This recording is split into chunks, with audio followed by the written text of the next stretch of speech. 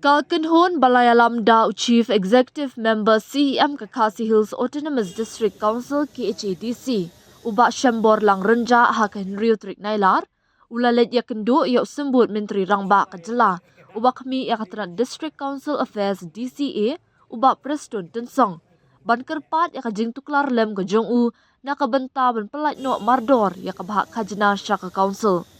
Nakaliang UCEM ulakenno bakaladon kajing penslam nakaliang kasor kardela ban pelat ya kabahak kajana syaka KHADC watla ki Waiki Autonomous District Council ADC kina dapan yo yala kajong kabha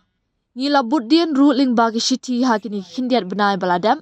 Henry hadu mentai ngimpat shimla yo ya kabha kajongi kumta ngisngo bangidan ka ban yakendu yo sembut menteri rangba ban penpa ko jinsung kia halor kenikakam ong ubak Shambor Lang habakran syakilat patai kubor. Habakali UCEM ke KHADC ula ong banakaliang sembut menteri rangba syam lapan pau ya kanu kuno kadaw halendat jong kani kajing penslam ban pelat ya kani kabahak kajna ke KHADC. Ubak Preston ula syubatha ya opsar katran badai kmi baun kmi halor kani kakam bat banle yak badan kam hakabaya day bat kani kabahak kajna ula benram. Nalor kata Chief Executive Member upentip ru baka kinhuan kelapan ru ya kajingkar syan jong kasor kardela nakabenta ban pelong syuk-syuk ya kajingwat benia hakabaya day bat kajat pin riu kasi. Mata kesini nak kalian dah tungi nak di council mengarahkan yang charge of finance menawan itu deputy CM berdiri punya ka department kejauhan kejungi kalau menggunakan ketua itu lagi mat ke council kita dok Poi na kamat ka deh lor ke bahak ke maka KHADC ka deh panyo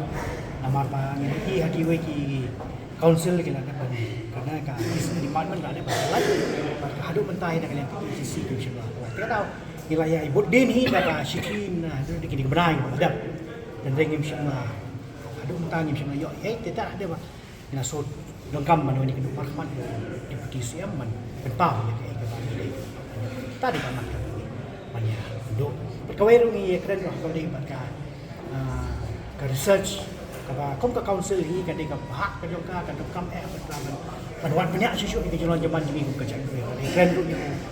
deputy CM yang ni kamat kom ka council ni kam ka jikersan ka state government ka bade kom no bangin nang la su ban buat banyak lagi jelong zaman ku kerja ku jemi research ka jongka ka bentar jongka council nak kadang bangila man sothok nya ka pateng ka ba adab minta tetap tadi kabar keren naga yang deputy CM imshimla ya tu ekada ini lah syutha yo officer juga dalam cakap timpet banyak ai ke bagi di man lek keloy nak minta joki tadi kabar tai